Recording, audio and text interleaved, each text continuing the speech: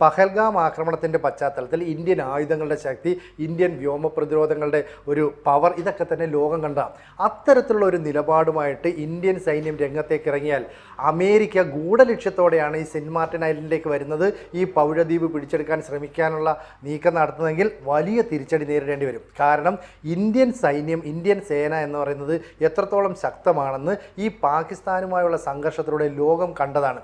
അങ്ങനെയുള്ള ഇന്ത്യയെ വെല്ലുവിളിക്കുക എന്ന് പറയുന്നത് അമേരിക്കയ്ക്കും അത്ര നല്ലതായിരിക്കില്ല. എന്തായാലും പവിഴദ്വീപ് പിടിക്കാനാണ് ഈ പറയുന്ന എക്സസൈസ് ടൈഗർ ലൈറ്റ്നിങ് എന്ന് പറയുന്ന സംയുക്ത പരിശീലന പരിപാടിയുമായിട്ട് രംഗത്ത് വരുന്നതെങ്കിൽ കൃത്യമായ വിവരങ്ങൾ ഈ വാക്കറുസ്സമാനിലൂടെ ഇന്ത്യയിലേക്ക് എത്തും. അങ്ങനെയാണെങ്കിൽ ബംഗ്ലാദേശ് ആർമിയും ഇന്ത്യൻ ആർമിയും കൂടെ വലിയൊരു ചെറുത്തുനിൽപ്പ് നടത്തുമെന്ന കാര്യത്തിൽ സംശയം വേണ്ട. അങ്ങനെയാണെങ്കിൽ US പിന്തിരിഞ്ഞ് നാണം കെട്ടൊക്കെ പോകേണ്ടി വരും. അതുകൊണ്ട് തന്നെ പവിഴദ്വീപ് പിടിക്കാനുള്ള ലക്ഷ്യവുമായിട്ടാണോ വരുന്നത് എന്നുള്ള കാര്യത്തിൽ വരും ദിവസങ്ങളിൽ ഇവരുടെ നീക്കങ്ങൾ അല്ലെങ്കിൽ ചർച്ചകളിലൂടെയൊക്കെ നമുക്ക് മനസ്സിലാകും. എന്തായാലും ബംഗ്ലാദേശ് വീണ്ടും സംഘർഷഭരിതമാകുന്നു എന്നാണ് പുറത്തു വരുന്ന സൂചനകൾ.